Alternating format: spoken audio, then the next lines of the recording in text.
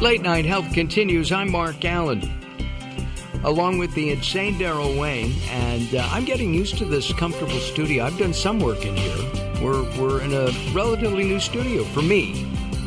It's over a year old. We were working in another studio. Now we're back, right? So it's very comfortable, and we have some video of it that we think we're going to be that will be on the Late Night Health website of Daryl and me. It'll be on Facebook, talking about the fires in Ventura and how psychologically upsetting fires can be. All right, we go to New York, just outside of Manhattan, and we talk once again with Dr. Ken Redcross, a board-certified internal medicine physician. I've always thought of Dr. Ken as an integrative physician. Would you agree with that, Dr. Ken? You know, it's funny. I've actually started to evolve into that. You already know, Mark, I'm Western trained, but slowly but surely, I think you're right. I've evolved into an integrative physician at this point. Well, you've seen the light. Oh, yes. It's funny. I always say that, and you're right. I have seen the light, and so it's much brighter over here. I love it on this side. Absolutely, and a lot more opportunity to heal people and prevent disease rather than just treat disease. All right, let's talk about sleep. We talked about it in our first hour, and we're going to talk about it again now. Without sleep, let's get your handle on what happens if we're deprived. If we only get, say, 4 to 5 hours, maybe even 6 hours of sleep a night, is that enough? No, nowhere enough. And in fact, obviously, we know about a lot of the diseases that can be linked to sleep deprivation. And these are big diseases. We're talking about not only heart disease, but cancer and diabetes, obesity, and even Alzheimer's and depression have all been linked to sleep deprivation. So, you know, I think one of the things that's most important for people to recognize is that sleep is actually an active period. It doesn't feel that way, Mark, because we lay our head down and we think everything kind of shuts off, but our body really just gets going by the time we start to get into our deep sleep. How many hours should the average person get per night? All right, well, the CDC said we're supposed to be striving for 7 hours of sleep each and every day. And I recognize that people are a little different. Someone will come to my office and say, with Dr. Redcross, I live well off of 6, and then someone will say they need 8. But as far as that average, 7 is where we're trying to get to, kind of that sweet spot. All right, I'm going to drop the doctor for a minute. I'm going to call you Ken. All right. And I'm going to ask you a personal question. Please. How many hours of sleep do you get a night? I knew that was coming, Mark. I knew that was coming. Almost not fair. I am going to be very honest with you guys and say usually about 6.5. And that's the honest, God's honest truth, about 6.5. And around there, I am pretty functional. I am a little bit better and more productive, though, I will admit, if I do get a little bit more of that, but it's just so tough with my travel schedule. But about 6.5. About 6.5. I'm trying to figure out, I go to bed roughly midnight every night. I fall asleep around midnight, and I'm up at, 6:30. I slept in a little bit tonight, this morning, 6:45. So I got almost 7 hours of sleep. Almost 7, right. And how did you feel with that? Is that good for you as far as productivity and feeling good when you wake up? You know, I feel great today. I got to tell you, I haven't felt this good in a long time, and that extra 20 minutes or so, actually, you know, I usually go to bed at midnight, fall asleep around midnight. Last night, I fell asleep at 11, so I got over 7 hours.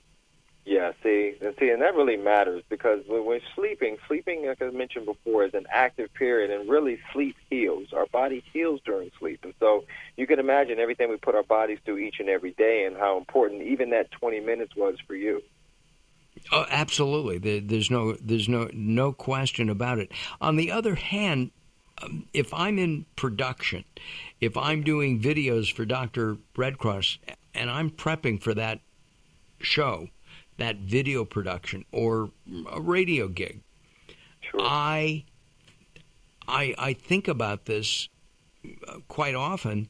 I stay up till 1 or 2 o'clock in the morning getting ready because I know I'm not going to sleep because I'm I'm covering all my bets. Daryl and I did some video work not long ago.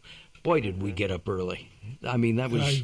I thought that through for days ahead of time, and there was very little sleep. Very little sleep. Because it was a logistic nightmare. It was terrible. I can only imagine. And so, does that interrupt our REM sleep, our deep sleep, the healing sleep? Yeah, that's a great question, because that's the challenge with sleep, because it does. Studies show that even one sleepless night can cause a big issue, especially as far as your immune system. And so we all go through this each and every day, whether we're working in our jobs or with our family structure or what have you. So that's the challenging thing with sleep, and that's why it's important. And I'm glad you talked about it at the top of your hour, you said, because sleep is something that we all need to take seriously and recognize how can we improve the quality of the sleep that we do get, at least. And one of the things I noticed in some notes that you sent me, that you get to bed by 10, and that experts are saying that the most important sleep is 90 minutes before midnight. Mm-hmm. So I don't go to bed till at least 11 o'clock. Are you in bed, if you're at home not traveling, by 10? No, and that's a tougher one. And like I said, that was just some of the studies that we saw and what a lot of the experts say. And I realized that sometimes that can be a moving target, just like it was for you guys when you were up prepping late at night. So, but at least it gives us something to kind of reach for, Mark, to kind of say, okay, maybe if I can't get to bed at 10, maybe I can get to bed at 10:30, 10:45, at least something to shoot for.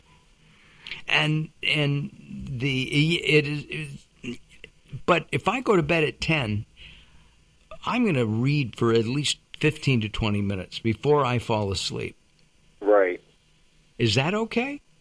That is okay. And in fact, I would love for you to read, but I want us to try and read, but not on our screen. In other words, an iPad or a computer. So that way I can say, yes, read, but I know it's hard. A lot of people like to read that way, but that's affecting some of our sleep as well. So if you want to read towards bedtime, I think that's a great idea. But let's avoid some of the electronics along the way. My wife and I are having a disagreement, and she's on your side.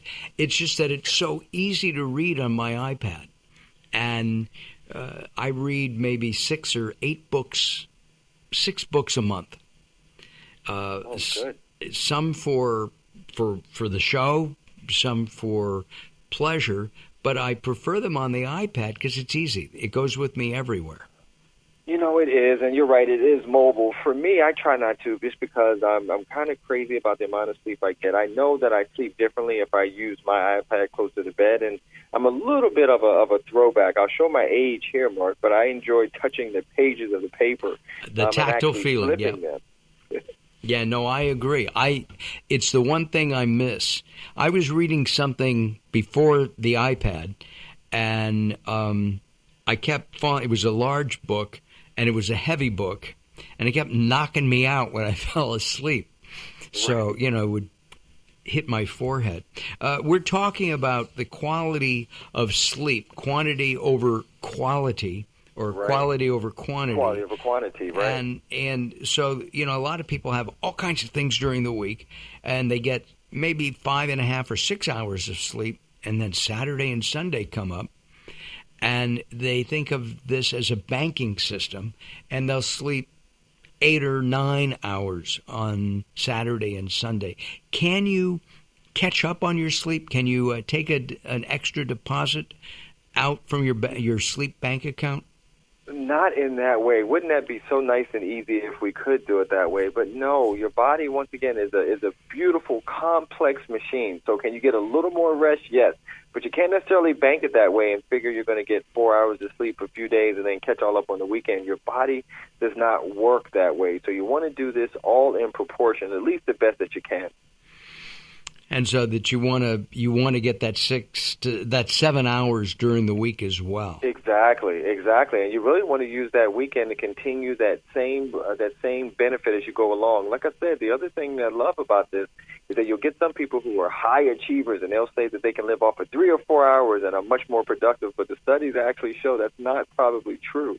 At some point, they kind of crash, and so the best thing always comes back to that 7 hours that your body needs. And when you're sleeping, your body is not just resting, right? There's a lot of things going on. Your body is processing. It's processing your memories from the day and from yesterday. It's also restoring itself from all the day's actions and activities.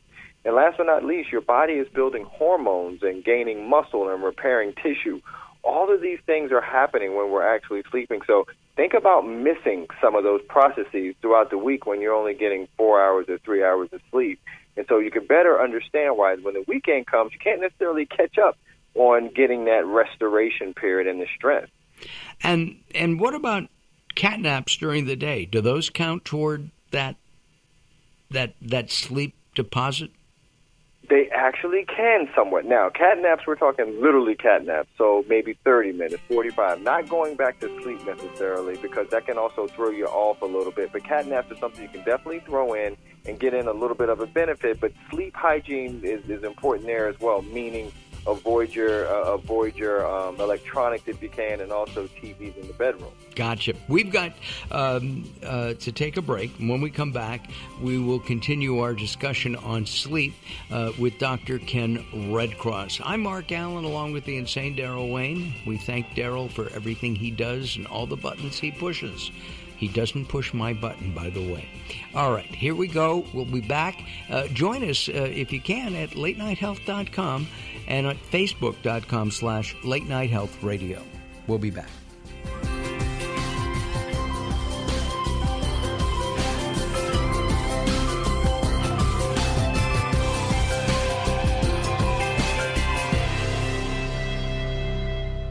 The experts at Web.com want to build your business a successful website for free, just like we did for these current Web.com customers. We've looked at other website designers. There's nobody better than Web.com. Web.com can build your website in as little as 7 days free. Plus, we'll promote it on all the major search engines. If after 30 days you're happy, we'll continue to provide promotion, hosting, support, and maintenance, all for one low monthly fee. If not, cancel and pay nothing. If you're in business and you don't have a web presence, you won't be taken seriously. Call right now and you'll also get a free .com or .net domain name for your new website, powered by VeriSign, the world's leading domain name provider. No upfront charge for site build, after which ongoing fees apply. Rights to site are relinquished when canceled. Domain included during active service, after which fees apply. 800-489-8751. 800-489-8751. 800-489-8751. That's 800-489-8751. Attention users of the blood-thinning drug Xarelto. If you took the drug Xarelto and experienced complications such as cerebral hemorrhage, gastrointestinal bleeding or other internal bleeding, or if a loved one has died after taking Xarelto, you may be eligible to get a cash award for your suffering. Call the Xarelto Help Hotline now at 1-800-264-3150. That's 800-264-3150. To qualify for a cash settlement, you must file a claim before the deadline, so don't miss your opportunity